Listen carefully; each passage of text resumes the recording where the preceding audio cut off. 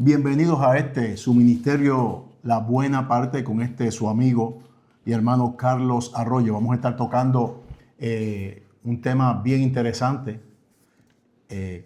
Yo sé que todos los temas que estamos tocando, vamos a seguir tocando aquí con la ayuda del Padre Celestial, van a ser de suma importancia y son fundamentales. Creemos y entendemos completamente que la palabra del Padre Celestial no se contradice. Creemos completamente que la palabra del Padre Celestial, hablando de la Biblia, hablando de las Escrituras, y máxime como estamos estudiando la Escritura en sus idiomas originales y en sus contextos originales, creemos que no es de interpretación privada. Y a través de este estudio hoy yo me atrevo a decir completamente, en completa confianza, valga la redundancia, de que muchos pensamientos o formas de pensar o quizás hasta enseñanzas que están en nuestro subconsciente se van a derribar con lo que estamos hablando. Creemos completamente cuando el apóstol Pablo, judío de judío, fariseo de fariseo, estudiado a los pies de Gamaliel, tremenda preparación en la escritura, tremenda preparación en lo personal, en todas las áreas. El apóstol Pablo, que recibe una revelación a la vez que también recibe esa confrontación cuando va rumbo a Damasco por medio del Mesías mismo, él dice y declara que no pensemos, hablándole al pueblo del Eterno, al pueblo del Mesías, a sus ovejas, que no pensemos más de lo que está escrito. Amén. La Biblia, la Escritura, es más que necesaria para que usted y yo podamos no solamente caminar en victoria, sino para poder caminar de acuerdo a la voluntad del Padre Celestial y seguir entendiendo y seguir discerniendo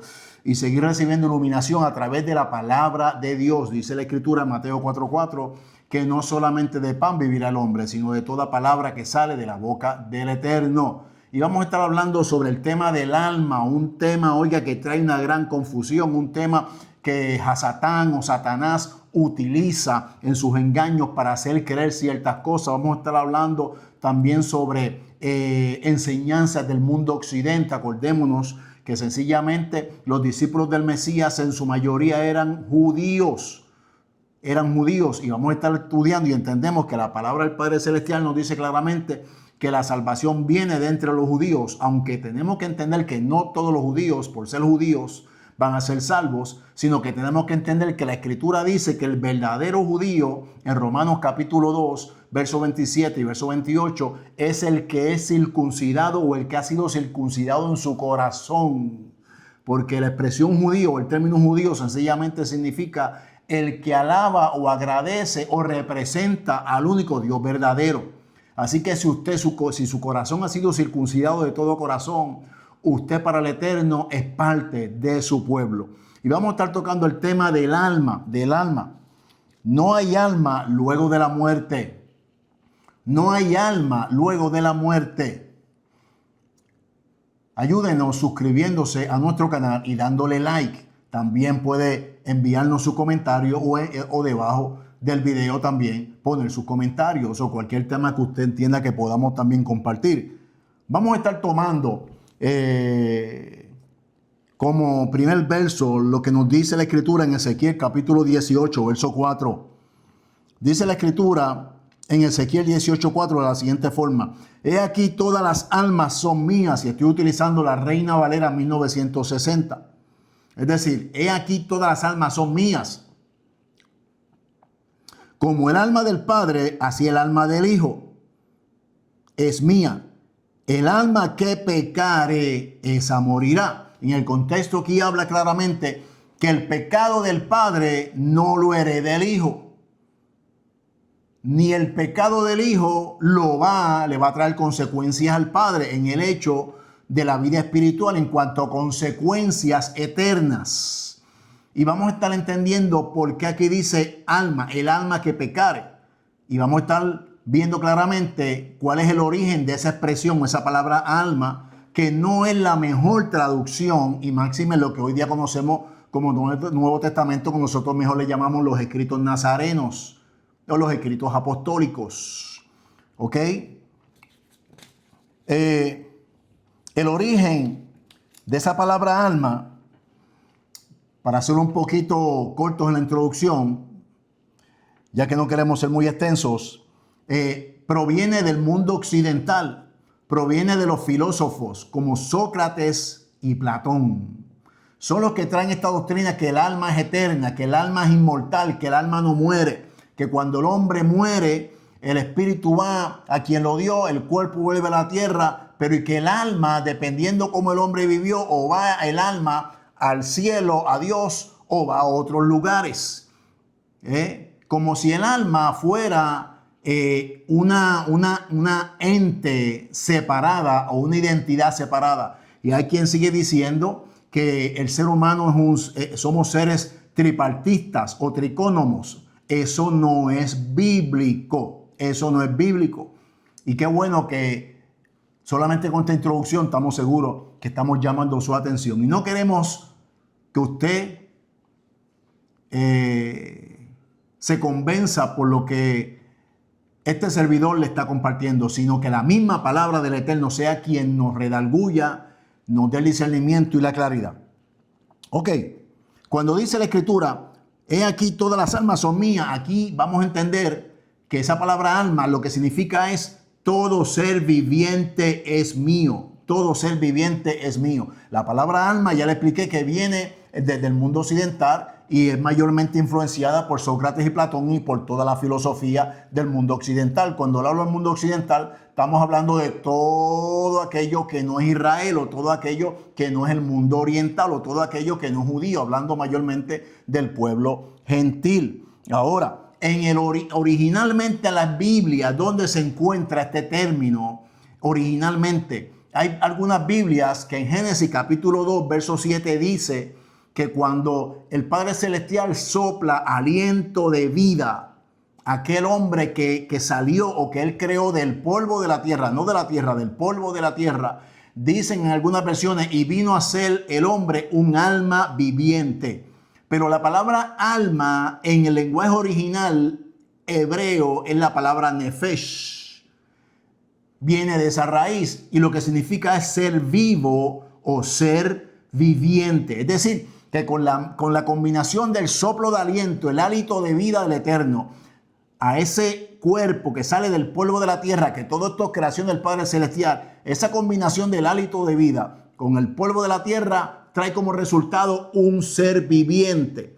Lo que se le conoce en hebreo como un nefesh, un ser viviente, lo que está muy mal traducido y muy mal entendido como un alma viviente, como una segunda parte donde entienden o se enseña que el hombre es espíritu, alma y cuerpo. No, los hombres nosotros nos tenemos un alma. Yo no tengo un alma, usted no tiene un alma. Nosotros somos un alma viviente, somos seres vivientes. También le acontece lo mismo a los animales y vamos a verlo por la Escritura. Aleluya. Vamos a tratar de utilizar varios textos bastante claves en este asunto. Y vamos a pasar al libro de Eclesiastés, capítulo 3, verso 19 al verso 21. Dice la Escritura de la siguiente forma: porque lo que sucede a los hijos de los hombres y lo que sucede a las bestias, un mismo suceso es. Como mueren los unos, así mueren los otros. Y una misma respiración tienen todos. Ni tiene más el hombre que la bestia. Cuando habla de la bestia está hablando de los animales que se dirigen por sus instintos. ¿Ok? Porque todo es vanidad. Dice el verso 20. Todo va a un mismo lugar. Hago yo una pregunta. Cuando un animal muere, ¿qué es lo que le da vida a un animal? El espíritu. ¿Qué es el espíritu? Ese depósito, ese aliento de vida que viene del Padre Celestial hacia los animales también. Sí, Señor. Todo ser vivo, todo animal, quien le da vida es Dios. Todo ser vivo está vivo por el poder de Dios. Seguimos leyendo. Todo va a un mismo lugar, todo es hecho del polvo y todo volverá al mismo polvo. Y luego dice en el verso 21 una pregunta muy mal entendida. Que aquí dice el escritor de Eclesiastés, que entendemos que fue Salomón, dice: ¿quién sabe que el espíritu de los hijos de los hombres sube arriba y que el espíritu del animal desciende abajo a la tierra? Tenemos que entender esta pregunta, porque la Biblia no se contradice. Aquí esta pregunta es una pregunta a manera sarcástica, donde Salomón está diciendo como escritor: ¿Acaso podrá haber alguien que se pueda ir en contra de esta ley del Eterno misma? ¿Acaso podrá decir a alguien que por cuanto el Eterno le da vida tanto al ser humano como a los animales y luego que esos seres vivientes mueren, podrá haber alguien que pueda decir no, no es así? El espíritu del animal va a la tierra o a un lugar, o como a veces dicen por ahí, vamos para el seno de Abraham, vamos para el purgatorio. Nada de eso es bíblico. Hablando del seno de Abraham, mi amado hermano y oyente, Abraham está muerto. Abraham está muerto. Abraham necesita ser resucitado en la resurrección de los justos. ¿Cómo es posible que no nos demos cuenta que eso es una parábola? Ni las parábolas, ni las visiones, ni las profecías en su mayoría se pueden entender para hacer dogma de ellas o hacerlas literalmente como una doctrina. Son instrumentos de parte del cielo que nos revelan verdades espirituales, pero no es para hacer dogmas. Imagínense, Jueces capítulo 9 nos habla de una parábola donde los árboles se están hablando mutuamente. Cuando usted ve a un árbol hablarle a otro, ¿verdad que no lo va a ver? ¿Por qué? Porque se está revelando en la parábola un principio espiritual. Isaías tiene un sinnúmero de parábolas. Y así también la parábola de el rico y Lázaro se revela un principio espiritual, pero nunca vamos a poder entender, ni se puede entender, que el alma es inmortal porque contradice la Escritura. Ok. ¿Y por qué estamos trayendo esto? Porque tenemos que seguir desenmascarando el plan de las tinieblas. Tenemos que seguir desenmascarando todo aquello que vaya en contra de la voluntad y de la palabra del Padre Celestial. En el Salmo 74,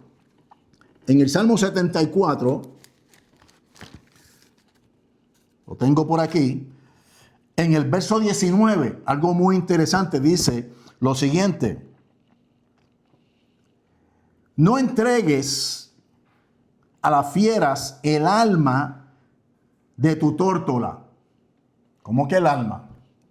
Entonces, ¿cómo vamos a entenderlo? No entregues a las fieras la vida de la tórtola. La vida de la tórtola. Y no olvides para siempre la congregación de tus afligidos. Un verso muy profundo, pero tenemos que entender que la tórtola no es que tiene un alma, un ente, que podemos ver la tórtola como a veces enseñan espíritu, alma y cuerpo. No, la tórtola mientras está viva es un alma viviente, es un ser vivo. Acuérdense, la palabra originalmente es la palabra nefesh, que significa ser viviente o ser con vida. ¿Okay?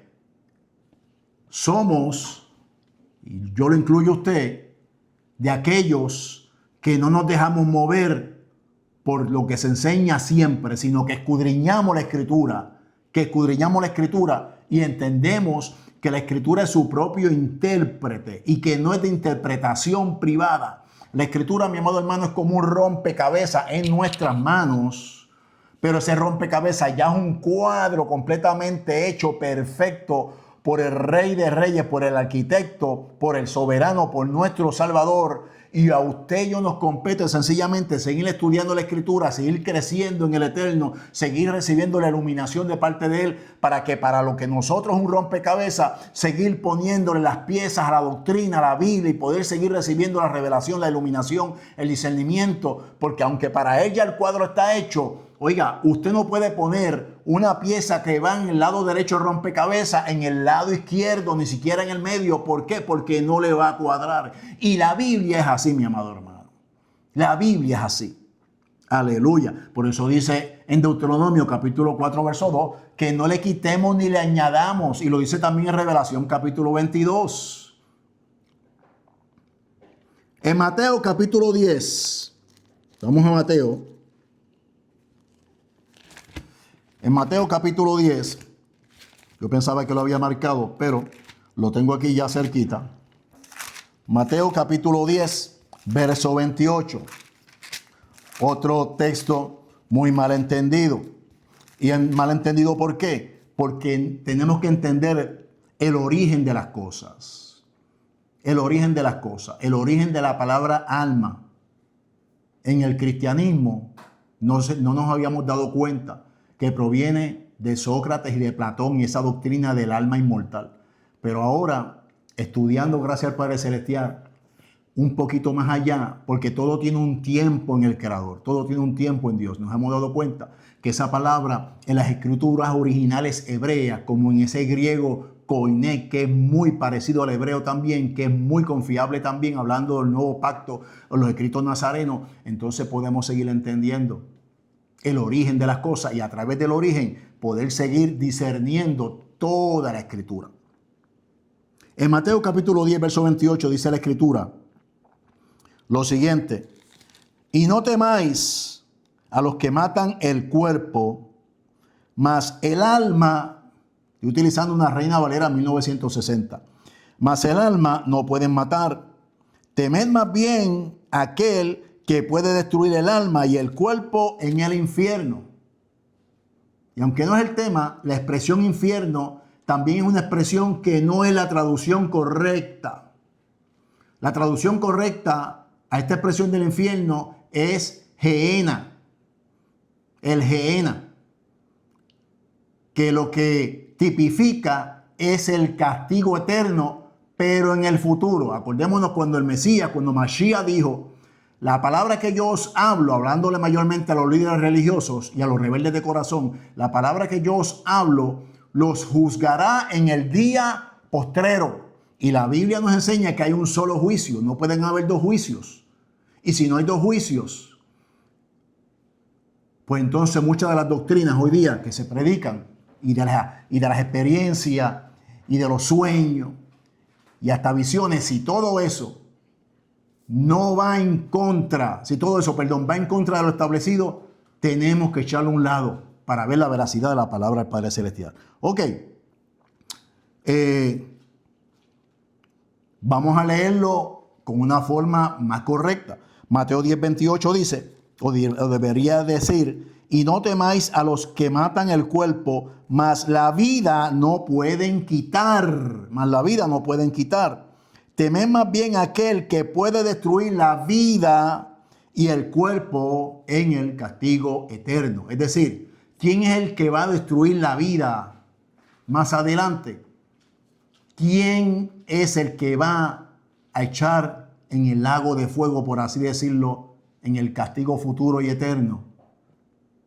El juez de jueces, el eterno, el que está sentado en el trono. Aleluya. ¿Ve cómo cambia completamente la idea de lo que estamos hablando? Cambia completamente la idea en el hecho que usted y yo tenemos que entender que usted y yo no tenemos un alma, somos un alma. ¿Por qué? Porque somos un ser viviente. ¿Ok? Primera de Reyes, capítulo 17. Primera de Reyes, capítulo 17, versos 21 y 22. Otro texto muy interesante dice: y se tendió sobre el niño 3 veces y clamó a Adonai y dijo: Adonai, Dios mío, te ruego que hagas volver el alma de este niño a él. O sea, volvemos a lo mismo. Te ruego que hagas volver que la vida, el niño había muerto. Y la escritura claramente dice en el libro de Eclesiastés que cuando el hombre muere, su espíritu va a quien lo dio. Y ese cuerpo vuelve ¿a dónde? Al polvo de la tierra. Este niño muere. ¿Por qué? Porque el espíritu había salido de él.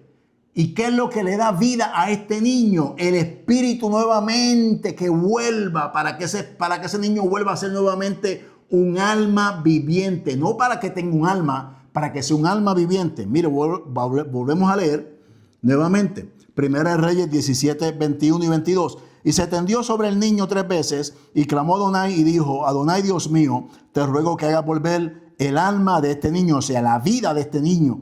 Es decir, que haga volver el ruaj.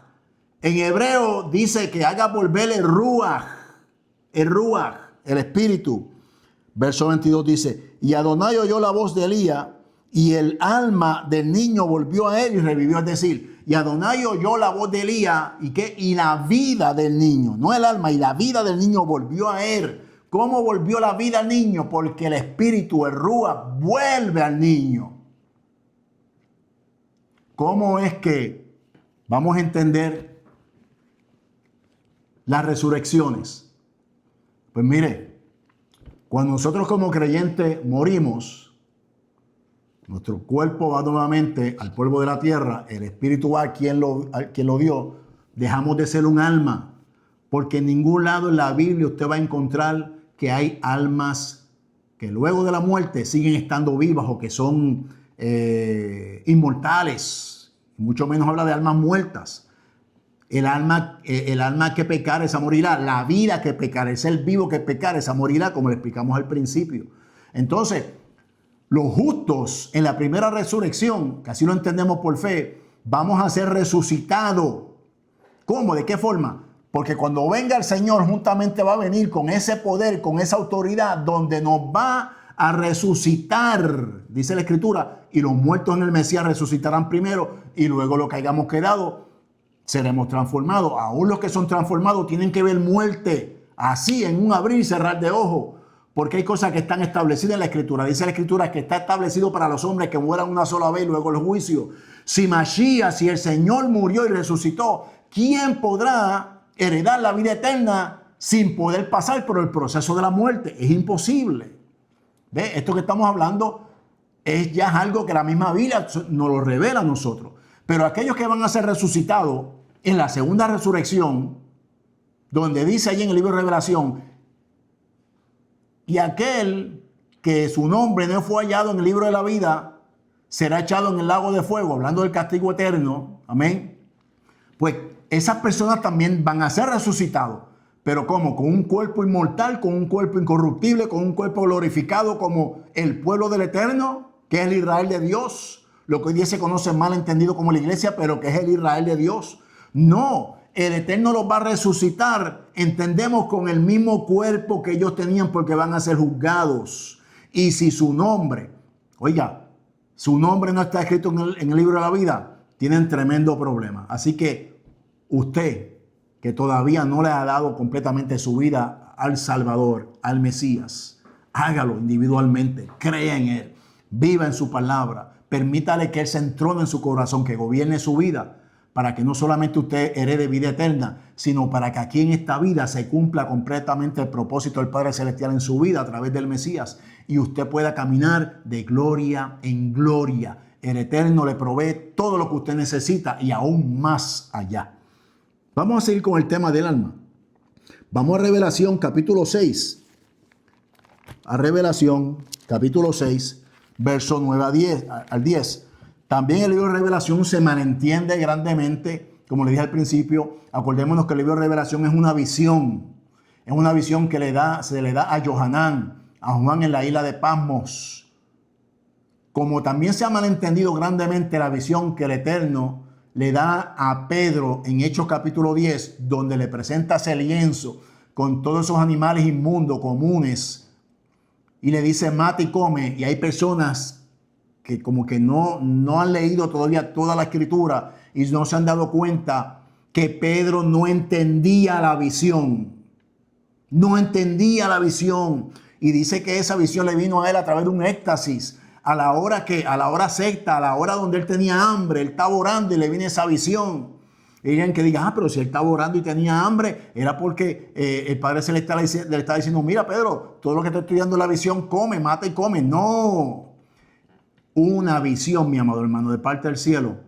Usted y yo tenemos que entender, y esto lo conoce aquel que conoce Biblia, aquel que ha nacido de nuevo y aquel que tiene esta experiencia, aquel que entiende lo que la Biblia enseña, que las visiones no se pueden entender de forma literal, Vuelvo y le digo, es un instrumento de parte del cielo para entender revelaciones espirituales. Y en ese mismo caso de Pedro, sencillamente Pedro dice y da a entender claramente, ahora entiendo que la salvación también Hashem la ha proveído al pueblo gentil, porque el contexto de esa historia es cuando Cornelio está orando, ¿se acuerda? Cornelio está orando y allá en visión se le aparece un ángel y en todo ese contexto sencillamente vemos la salvación de Dios. ¿Y de qué era? ¿Cuál era la alimentación de los gentiles? Todas esas cosas inmundas, porque los mandamientos de Dios son para el pueblo de Dios, para Israel. Pero cuando tú te conviertas al Eterno y te conviertes en ser parte del Israel de Dios, ya tú no eres gentil. Ya tú eres completamente parte y tiene la ciudadanía de Israel, según Efesios capítulo 2, verso 11 al 13, según Efesios capítulo 2, verso 11 al 13, tiene la ciudadanía de Israel y él es parte de sus pactos, de sus promesas. Aleluya. Usted ve, y todavía hoy día en parte del cristianismo siguen enseñando, no, que le dijeron mata y come, pues se puede comer todo. No, mi amado hermano, no, porque en Timoteo, Pablo le da también la instrucción a Timoteo, mira, dale gracias a Dios por todo, porque por la palabra de Dios ha sido santificado y oramos dando gracias a Dios, hablando de los alimentos. ¿Qué es la expresión santificar? Separar. O sea, porque la palabra de Dios lo que te dice lo que es alimento y lo que no es alimento. Y eso lo encontramos en Levítico capítulo, me parece que está en Levítico capítulo 17 y en Deuteronomio 16. De eso vamos a traer luego un tema que, vamos a decirlo de esta forma, no es para salvación, pero sí es sumamente importante entenderlo, porque la Escritura nos dice y nos llama al Señor a caminar en toda nuestra manera de vivir siendo santos. Y este cuerpo, que es templo del Espíritu de Dios, no podemos alimentarlos con cosas que no son alimento. ¿Qué es lo que no es alimento? Aquello que ya es inmundo como comida. ¿Y qué es lo que es alimento? Todo aquello que el Eterno dice que es limpio, para que usted y yo podamos alimentarnos de eso. Ok. En Revelación capítulo 6, verso 9 al 10 dice la Escritura: cuando abrí el quinto sello, vi bajo el altar las almas de los que habían sido muertos. Parece que esto es una visión, por causa de la palabra de Dios y por el testimonio que tenían, y clamaban a gran voz diciendo: ¿hasta cuándo, Señor santo y verdadero, no juzgas y vengan nuestra sangre en los que moran en la tierra? Está muy fácil entenderlo. Vamos a leerlo como se supone que lo entendamos. Cuando abrió el quinto sello, vi bajo el altar las vidas de los que habían sido muertos. Acuérdense que es una visión, muy repito. Mire cómo luego dice en el próximo verso: por causa de la palabra de Dios y por el testimonio que tenían. En la visión, mire lo que sigue pasando. Y en la visión, y clamaban a gran voz. Estas personas estaban muertos, pero era una visión, hermano, mi amado hermano. No es que lo vamos a aplicar de forma literal. ¿Por qué estaban muertos? Porque habían dado su vida por proclamar el evangelio. La Biblia no se contradice. La Biblia dice en los Salmos y en Eclesiastés que el hombre cuando muere no tiene nada en memoria. Su mente es completamente puesta en olvido. Igual que cuando usted y yo estamos durmiendo, que no estamos soñando, que estamos completamente desconectados de la realidad, así mismo acontece con el hombre cuando muere, sea hombre o sea mujer. Amén. Y clamaban a gran voz diciendo: ¿hasta cuándo, Adón, santo y verdadero, no juzgas y venga nuestra sangre a los que moran en la tierra? Aleluya. Aleluya. En esta visión, el Eterno le está diciendo al apóstol Juan que el Eterno es un Dios justo. Y usted y yo tenemos que seguir proclamando el evangelio en tiempo y fuera de tiempo. ¿Usted sabe quién proclamó también el evangelio? Noé. ¿Cómo así, pastor? ¿Cómo así, hermano Carlos? Noé proclamó el evangelio. Lo dice la Biblia. Lo dice la Biblia. ¿Qué es el evangelio? Proclamar la salvación a través de Yeshua, del Mesías, de Cristo. Eso es lo que es el evangelio. ¿Qué es el evangelio? ¿Qué es lo que nos dice el evangelio? ¿Qué dijo el Mesías cuando vino en el cuerpo, en la tierra, cuando vino a la tierra? Arrepentidos y convertidos porque el reino de Dios se ha acercado. Arrepentidos. Para entrar a la salvación hay que arrepentirse ¿de qué? De una vida pecaminosa. ¿Cómo nos arrepentimos? Cuando venimos a los pies del Eterno, del Señor, y ya en nuestro corazón no está el deseo de seguir practicando una vida pecaminosa por seguir practicando el pecado. ¿Y qué es lo que es pecado? Ir en contra de la voluntad del Señor. Según Primera de Juan capítulo 3, verso 4. Ahora, mire cómo dice Primera de Pedro. En Primera de Pedro, capítulo 4, versos 5 y 6. Dice lo siguiente: Pero ellos darán cuenta al que está preparado para juzgar a los vivos y a los muertos, porque por esto también ha sido predicado el evangelio a los muertos. Aleluya. Para que sean juzgados en carne según los hombres, pero vivan en espíritu según Dios. Pero vivan en espíritu según Dios. ¿Quién va a resucitar a los santos del antiguo pacto? Aleluya. Nuestro propio Salvador, nuestro propio Dios. ¿Por qué? Porque vivieron confiados por fe en la palabra de Dios. Vivieron en la palabra de Dios. ¿Quién fue quien? La Biblia nos dice que el verbo era Dios, el verbo estaba con Dios y este verbo se hizo carne según el Evangelio de Juan, capítulo 1, verso 14. Y el verbo se hizo carne y habitó y tabernaculizó con nosotros. Hablando de Yeshua, aleluya.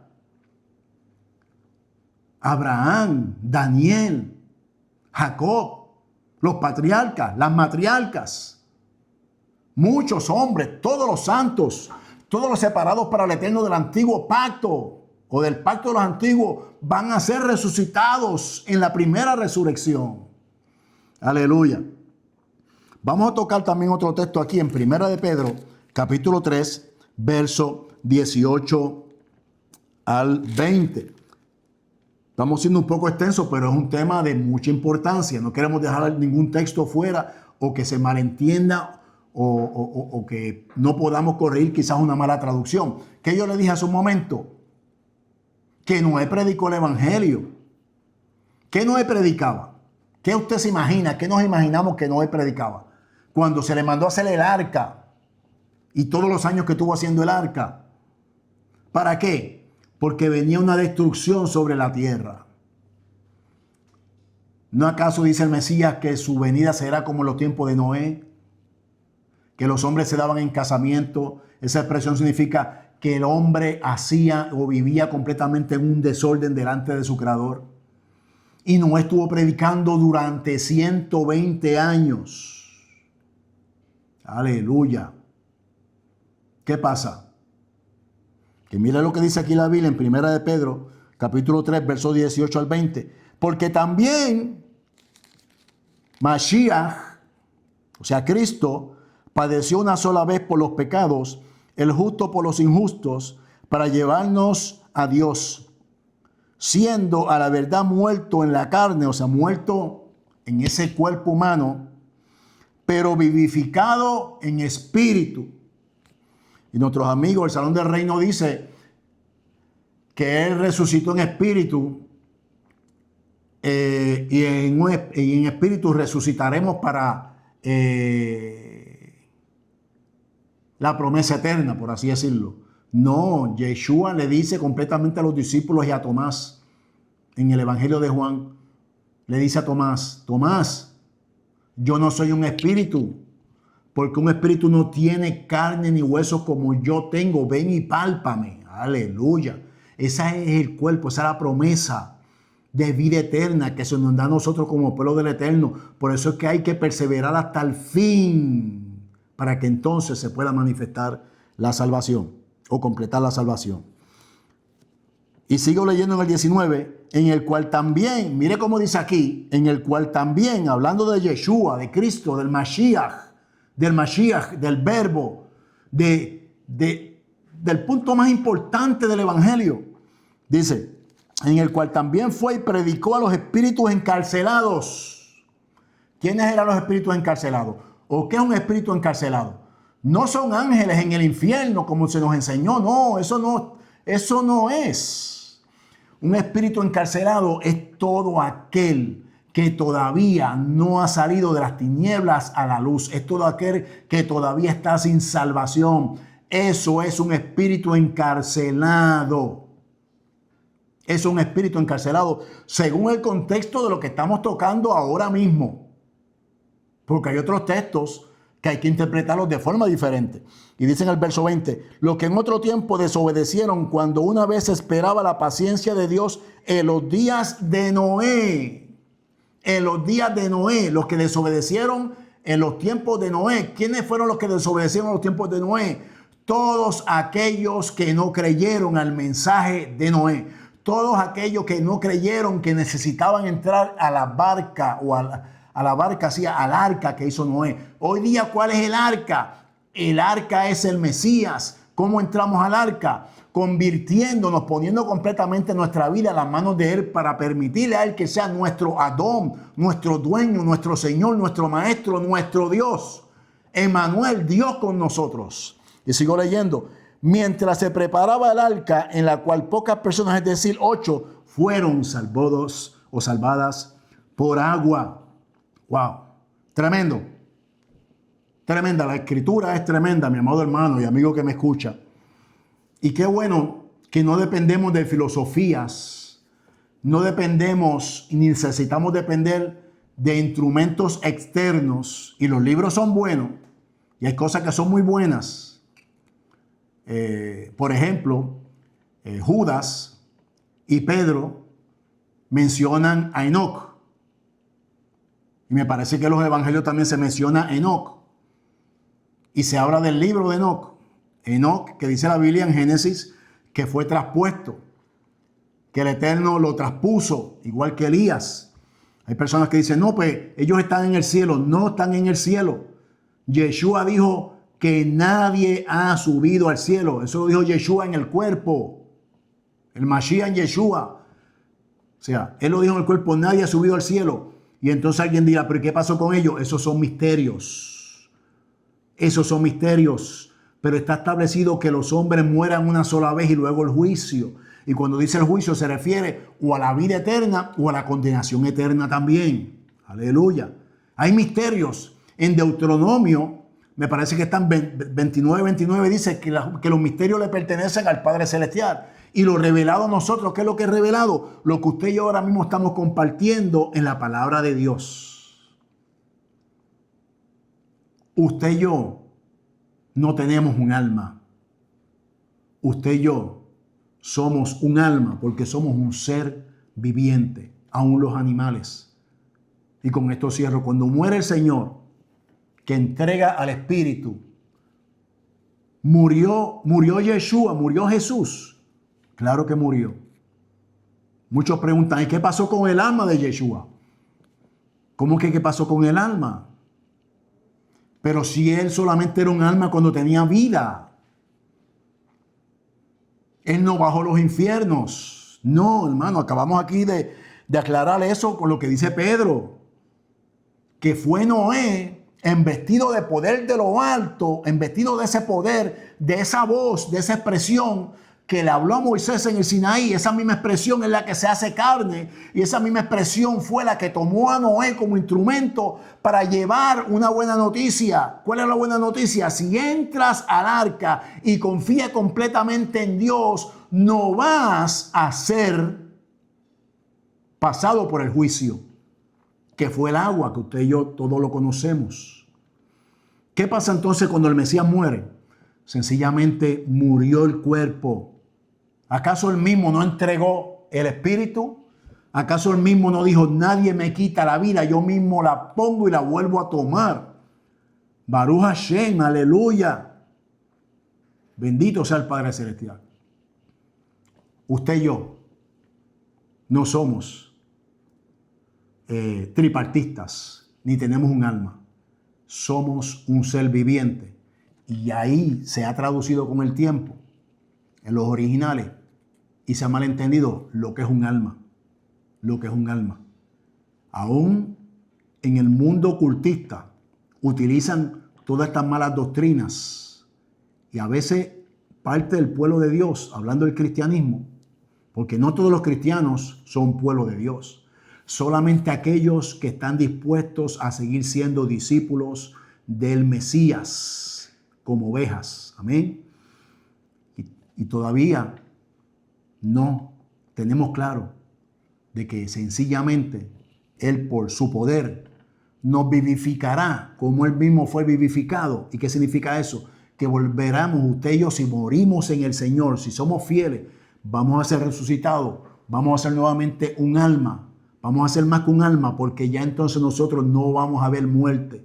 vamos a tener resurrección y vamos a tener vida eterna. Pero aquellos que sigan renegando, aquellos que sigan rechazando, aquellos que sigan siendo rebeldes, aquellos que sencillamente sigan autoconfiando en sus propios medios, en sus propios criterios y están dejando a su Salvador o su Creador hacia un lado, tienen problemas. El Eterno le bendiga rica y abundantemente. Este fue un estudio que quisimos compartir referente al alma. Le pedimos que se suscriba a nuestro canal. Queremos seguir predicando la palabra del Padre Celestial constantemente. Y le pedimos también que le dé un like, que se comunique con nosotros también al 352-537-5389. Estamos ubicados aquí en Ocala, Florida. Si usted no tiene una congregación a la cual usted está asistiendo y quiere entender la Escritura según los escritos originales, lo más confiadamente posible. No somos la única congregación, hay miles hoy día porque este mover viene de parte del cielo. Le invitamos y le exhortamos a que usted siga siendo un obrero aprobado que no tiene de qué avergonzarse y que traza bien la palabra de verdad. Le bendiga mucho el Todopoderoso.